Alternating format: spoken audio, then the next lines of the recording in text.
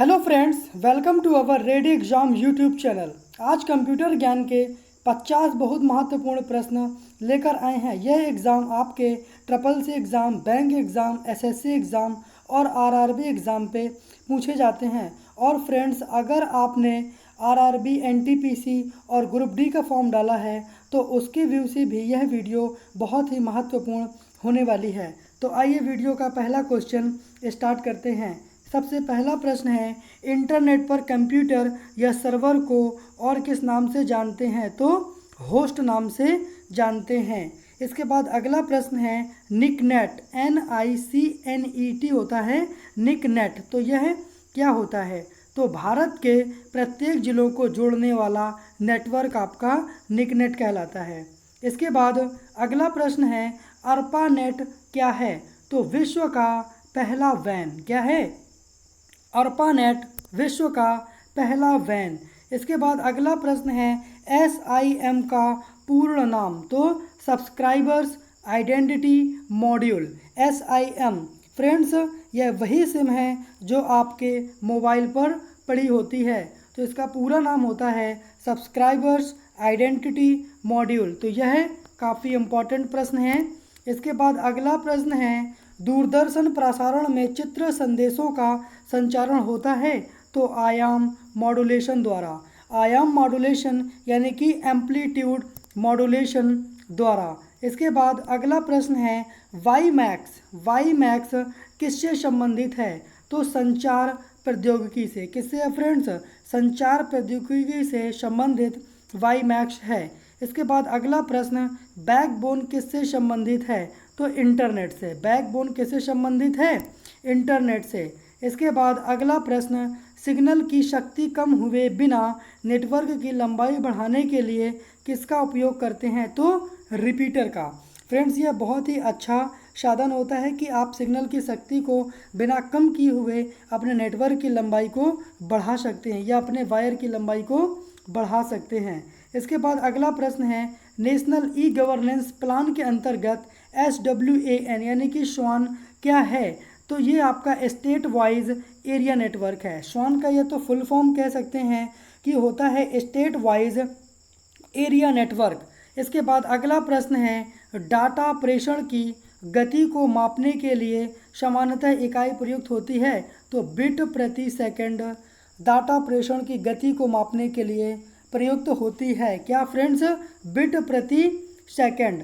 इसके बाद अगला प्रश्न है, ब्लूटूथ प्रौद्योगिकी संभव बनाती है? तो उपकरणों के बीच वायरलेस संचार। जो भी आपका ब्लूटूथ होता है, मोबाइल टू मोबाइल या फिर कंप्यूटर से मोबाइल, जब भी आप कनेक्ट करते हैं तो यह उपकरणों के बीच वायरलेस संचार को संभव बनाती है। इसी के कारण हम बिना वायर कनेक्ट किए हुए अपनी फाइलें या अपनी डाटा को एक कंप्यूटर से दूसरे कंप्यूटर या एक मोबाइल से दूसरे मोबाइल पर ट्रांसफ़र कर सकते हैं। तो यह बहुत ही अच्छी टेक्नोलॉजी है। इसके बाद अगला प्रश्न है, दो नेटवर्क को आपस में जोड़ने वाला कंप्यूटर? तो गेटवे होता है। यह दो नेटवर्क को आपस में जोड़ सकता है, जिसको हम गेटवे बोलते हैं। इसके बाद अगला प्रश्न है, किसी कॉलेज परिसर का किसी में कंप्यूटर नेटवर्क का नाम है? तो कैंपस एरिया नेटवर्क। किसी कॉलेज परिसर पर जब भी आप कोई नेटवर्क यूज करते हैं तो वह कैंपस एरिया नेटवर्क होता है, यानी कि CAN का फुल फॉर्म ही होता है कैंपस एरिया नेटवर्क। इसी की वजह से आप अपने कॉलेज परिसर पर वाईफाई का लाभ उठा लेते हैं। इसके बाद अगला प्रश्न है, मॉडेम का पूरा नाम? तो मॉडेम का पूरा नाम होता है मॉड्यूलेटर डीमॉड्यूलेटर। क्या होता है? Modulator and demodulator. इसके बाद अगला आपका फुल फॉर्म है, WLL का पूरा नाम? तो वायरलेस इन लोकल लूप। क्या होता है? WLL wireless in local loop. Friends, ये सभी इम्पॉर्टेंट प्रश्न आपके triple C exam, bank exam या फिर प्रीवियस ईयर पे जो NTPC और ग्रुप डी का एग्ज़ाम हुआ है उन सब पर पूछे गए हैं, तो आप इनको बहुत अच्छी तरीके से देखिए। इसके बाद अगला प्रश्न है, इथरनेट क्या है? तो LAN होता है लोकल एरिया नेटवर्क, जिसे आप इथरनेट बोलते हैं। इंटरनेट बैंकिंग का अर्थ क्या है? तो इंटरनेट के ज़रिए बैंकिंग। इंटरनेट का अर्थ होता है आपका इंटरनेट के जरिए बैंकिंग या फिर इंटरनेट के माध्यम से बैंकिंग। इसके बाद अगला प्रश्न पर बात करते हैं, कंप्यूटर को इंटरनेट में जोड़ने में मदद करता है तो ब्राउज़र।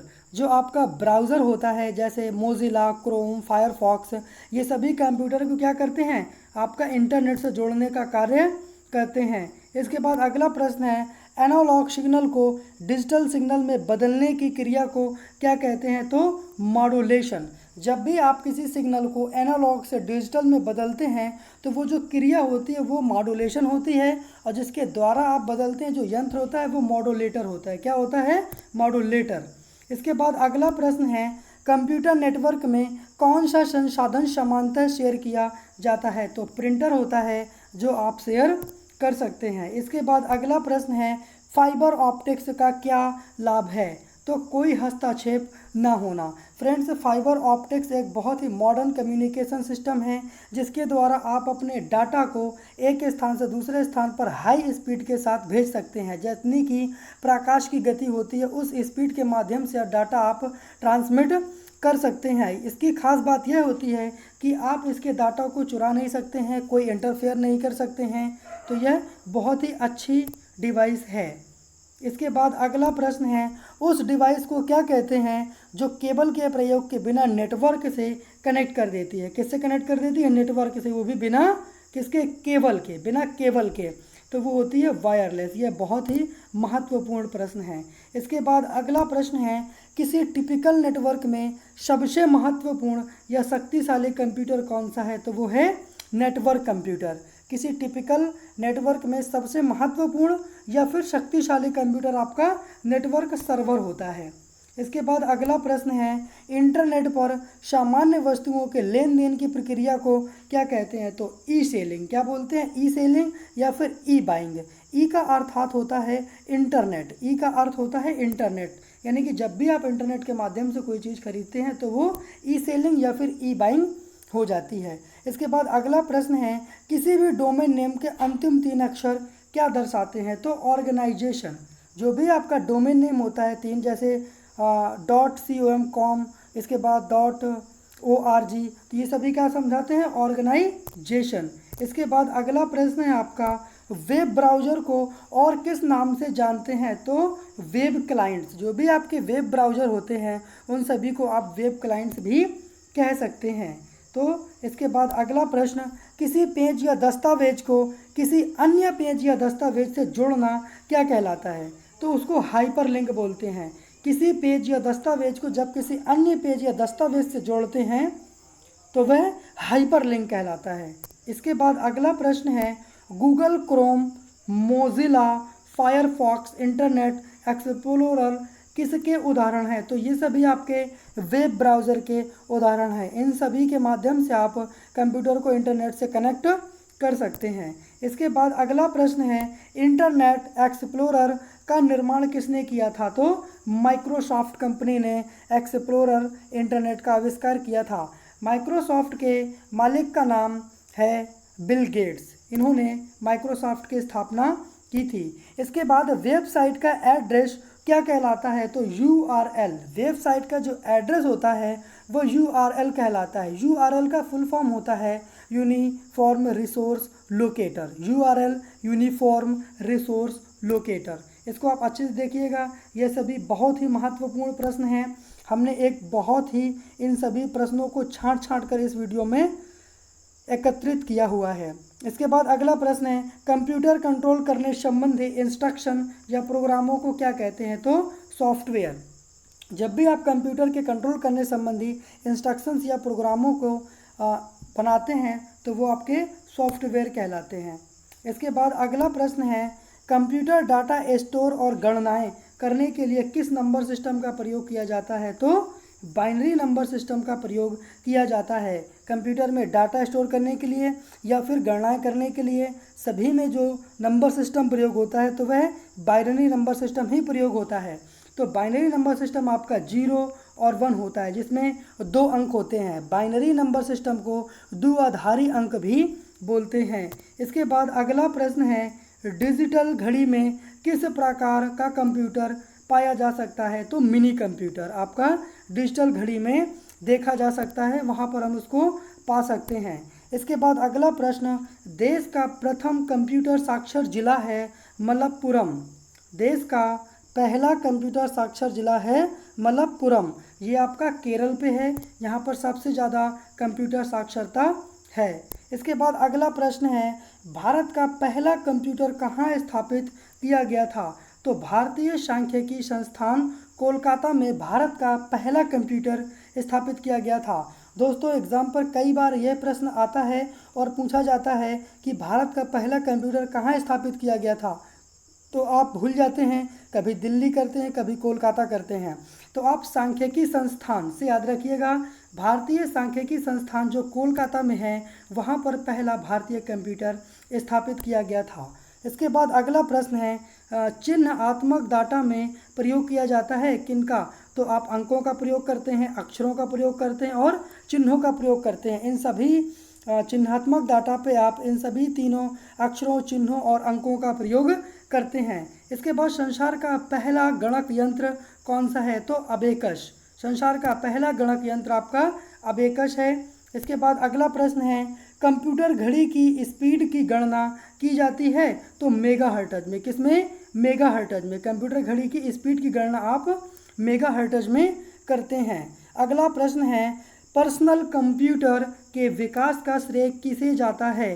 तो IBM को जाता है। किसे जाता है? IBM कंपनी को, जिसने कंप्यूटर का निर्माण किया था, वो भी पर्सनल कंप्यूटर, जिसे PC भी बोलते हैं। इसके बाद अगला प्रश्न है, सिस्टम यूनिट में रीसेट बटन का प्रयोग किया जाता है, किस लिए किया जाता है? तो फ्रेंड्स, कंप्यूटर की सप्लाई को बंद किए बिना पुनः चालू करने के लिए आप रीसेट बटन का प्रयोग करते हैं। तो यह जब भी आप इसको उपयोग में लाते हैं तो होता ये है कि कंप्यूटर आपका ऑन होते हुए भी एक बार पुनः ऑन हो जाता है। जैसे आपकी जो सप्लाई है वो बंद नहीं होती है और कंप्यूटर आपका क्या हो जाता है? एक बार रीसेट हो जाता है। इसके बाद अगला आपका क्वेश्चन है, पेन ड्राइव को कंप्यूटर से जोड़ने के लिए प्रयोग किया जाता है तो USB पोर्ट को। किसको पोर्ट किया जाता है? पेन ड्राइव को कंप्यूटर से जोड़ने के लिए आप USB का उपयोग करते हैं। किसका? USB। तो USB का जो फुल फॉर्म होता है यूनिवर्सल सीरियल बस। ये भी बहुत ही इंपॉर्टेंट प्रश्न है, एग्जाम पर USB का फुल फॉर्म ही पूछ लेता है और कुछ नहीं पूछता। कहता है USB का पूर्ण नाम क्या है? तो आप कहेंगे यूनिवर्सल सीरियल बस। इसके बाद अगला प्रश्न है, डेस्कटॉप छपाई में आमतौर पर किस प्रकार के प्रिंटर का प्रयोग किया जाता है? तो लेज़र प्रिंटर का प्रयोग किया जाता है। किसका? लेज़र प्रिंटर का प्रयोग किया जाता है। अगला प्रश्न है, कर्सर मूवमेंट बटन में इंड का प्रयोग किया जाता है तो किसके लिए किया जाता है? कर्सर को लाइन या पेज के अंत में ले जाने के लिए। इंड का प्रयोग किसके लिए किया जाता है? कर्सर को लाइन या पेज के अंत में ले जाने के लिए। इसके बाद अगला प्रश्न है, कंट्रोल आल्ट और डेल बटन का प्रयोग एक साथ किस लिए किया जाता है? तो कंप्यूटर को रीसेट करने के लिए। किस लिए? कंप्यूटर को रीसेट करने के लिए। यानी कि फ्रेंड्स, जब भी आपको कंप्यूटर को रीसेट करना हो तो control plus alt plus del button का जब आप यूज करते हैं तो आपका कंप्यूटर रीसेट मोड में चला जाता है। इसके बाद अगला प्रश्न है, वस्तुनिष्ठ उत्तर पुस्तिकाओं को जांचने के लिए किसका प्रयोग किया जाता है? तो OMR का किया जाता है। OMR का फुल फॉर्म भी जान लेते हैं, ऑप्टिकल मार्क रीडर। ये क्या होता है? ऑप्टिकल मार्क रीडर, जिससे आप वस्तुनिष्ठ यानी कि जो आपकी बहुविकल्पीय परीक्षाएं होती हैं तो उसकी जो OMR सीट होती है उसको जांचने के लिए आप OMR का प्रयोग करते हैं, ऑप्टिकल मार्क रीडर। इसके बाद अगला प्रश्न है, इंकजेट प्रिंटर के रंगीन स्याही के बोतल में मूल रंगों की संख्या होती है तो 3 होती है। कितनी होती है? 3 होती है। लाल, नीला, हरा। क्या होती है? लाल, नीला, हरा। ये आपके 3 मूल रंग होते हैं जो प्रिंटर के बोतल पर भरे जाते हैं। इसके बाद अगला प्रश्न है, कंप्यूटर मॉनिटर के डिस्प्ले का आकार मापा जाता है तो हॉरिजॉन्टली। किस प्रकार मापा जाता है कंप्यूटर के डिस्प्ले का आकार? हॉरिजॉन्टली। इसके बाद पहला कंप्यूटर माउस किसने बनाया था? तो डगलस एंजलबर्ट ने पहला कंप्यूटर माउस बनाया था।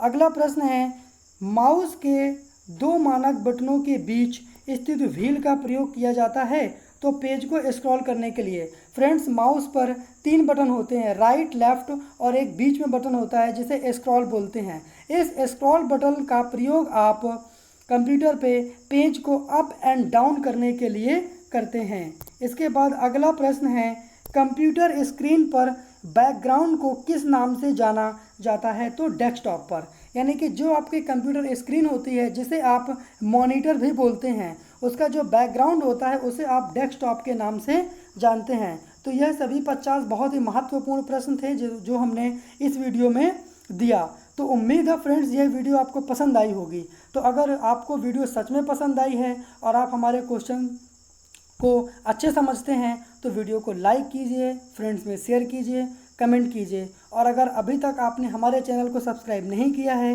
तो प्लीज़ चैनल को सब्सक्राइब कर लें और बेल आइकन को ऑन कर लें, जिससे हम नोटिफिकेशन जब भी हम वीडियो डालें तो उसका नोटिफिकेशन आपको जाए और आप हमारे वीडियो के साथ तुरंत जुड़ जाएं। Thanks for watching my YouTube channel ready exam.